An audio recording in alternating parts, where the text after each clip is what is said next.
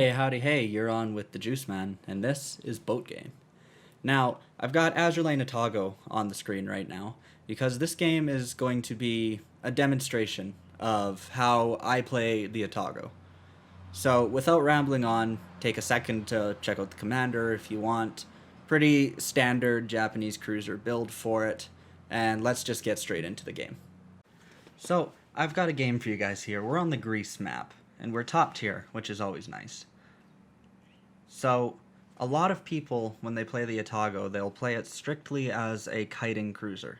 And yes, it does work, and you can get really good damage. It's not necessarily the best way to win games, because you're not exactly playing objectives when you're just sailing around at the back of the map shooting high explosive. So, I'm going to do that at the beginning of this game to deal with the big guns, but when the time comes to push, you're going to see exactly how I push with this ship. I play it almost too aggressively, but it worked out very well in this game. So my strategy is to lock my guns on one side, push straight ahead, and then flip the broadside. So if I can get spotted and bait one or two ships to fire, then that gets them spotted earlier than they would have been otherwise. And based on the maps of this spawn, I have a pretty good idea of where the first couple ships are going to be.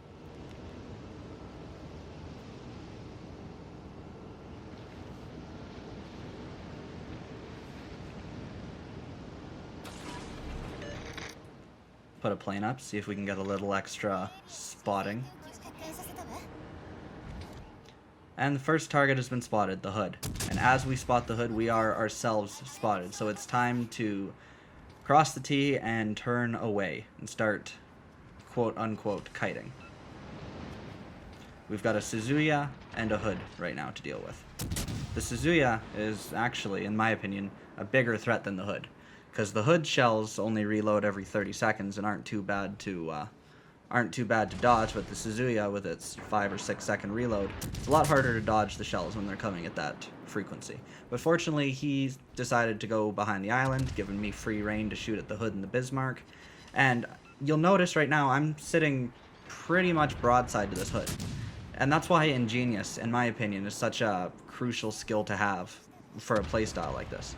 Because you can sit broadside, and you'll know when you're being targeted. See, my Ingenious just lit up, and I know the hood's shooting at me, which brought my attention back to him, and I can dodge his shells.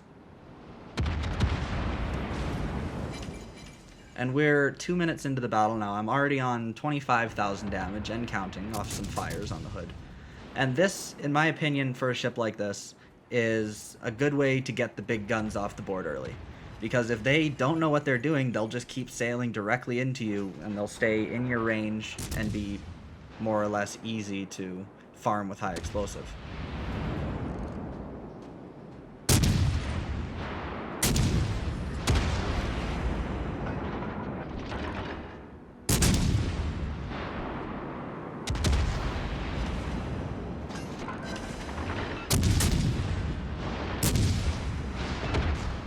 If you look at our position on the map right now, this is where I'd say we'd be risking going out of position as the hood goes down to our fire. So it's time to start moving back in towards the objective. The objective is pretty well uncontested right now, and ships are starting to get out of range. It's time to push in. Now, this is one of the times where nerfing my range down with Ingenious could be a negative thing, because I don't have the range to shoot at the ships over there. But I do have Refill Station, which gives me a little boost of range thanks to this Cleveland that's over here with me. And me and this Cleveland are going to absolutely carry this game.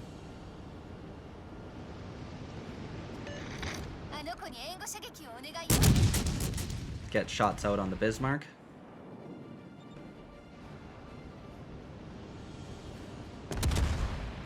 And you see, with a kiting cruiser, when you spec a cruiser, I shouldn't say kiting cruiser, for an agile cruiser, when you spec into agility, that doesn't limit you to only sailing away. You can also dodge towards enemy ships. And it may be a little more difficult because you're closing the range and making it slightly easier to hit you, but you can still dodge.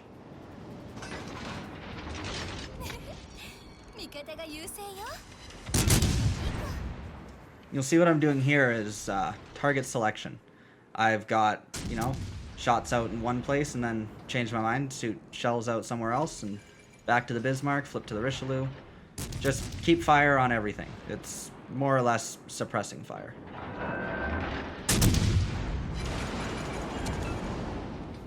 And you'll see here, instead of pushing through that gap to an almost certain either death or beating from these guys, it's time to turn the ship around, get the guns on the other side, and take advantage of the cover that I have right now to farm damage off this Bismarck. 10 seconds left on the cap, not spotted.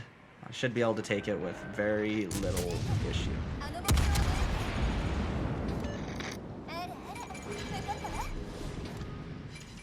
Alright, we've got the capture circle. It's time to start pushing towards B. Now, the big guns are still on the board, but we have pushed them out, so to speak. We've pushed them away from our position, and they're not in any position to fire on us right now. So it's time to switch our focus to the ships that are a more immediate threat, like the Suzuya and pretty soon the Richelieu. Double fire on the Suzuya, because this ship, for some reason, with AL Atago, manages a 25% fire chance. If it wasn't obvious already, that's pretty yucky. With the same commander, Suzuya is only capable of 19%.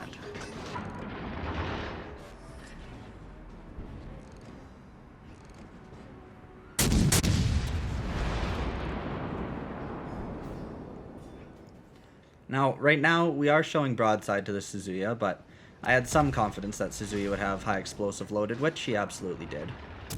And it's time to start angling away from him, should he decide to load the armor piercing. Which he did, so it's a good thing we angled. Let's get some more fire on the Richelieu while he's open and not looking at us, and then flip back to the Suzuya. Now, this is one of those moments where I would have loved to have armor piercing loaded. I probably could have taken the Suzuya right here, but it just didn't play out that way. I had the HE loaded. This thing's reload is far too long for me to even consider switching. But the alpha strike of this high explosive was almost enough to take the Suzuya on its own. He's still shooting armor piercing at us to very little effect, and we get our Witherer medal at 115,000 damage. Now, this battle's still young. We're just about 7 minutes into it. And as you can see, I'm not sitting at the back of the map, kiting around, doing little to nothing. I'm actually pushing the objective while still maintaining a safe-ish distance away from it. Now, the Suzuya pushed into Alpha, but he decides that he wants to sink me, and he's going to come back and try it. Unfortunately for him, it's not going to go so well. I know that with him coming around that corner, there's a probability that torps will be in the water, so it's time to turn in to make it easier to avoid them should they be coming.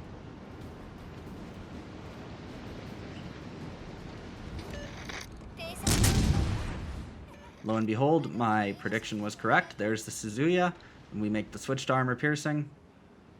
Armor piercing salvo from the Suzuya does barely 2,400 damage to us. And this is the end of his day.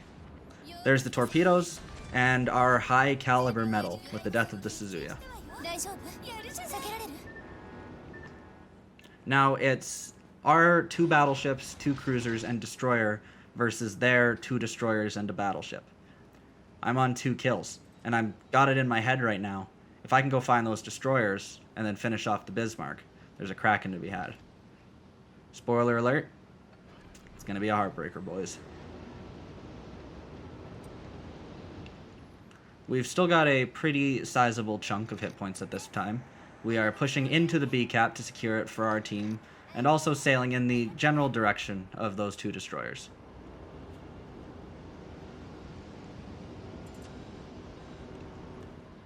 Friendly Georgia goes down to the Bismarck.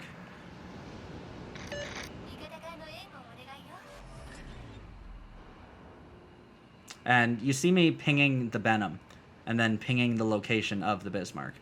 That's me dropping a subtle hint to the Benham that maybe he would be pretty well equipped to go deal with the Bismarck. Because as we all know, Benham's got 16 tickle torps, but you take enough of them, they will hurt. I'm spotted right now, and I know it's by one of the destroyers, but I've got 20 seconds left on this capture circle, and I intend to take it. Spotted again, but the destroyers don't feel like shooting at me to get a reset.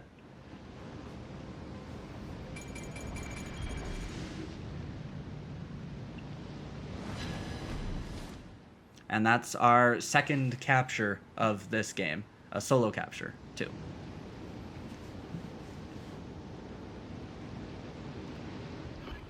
So now the scores are a little more tied up.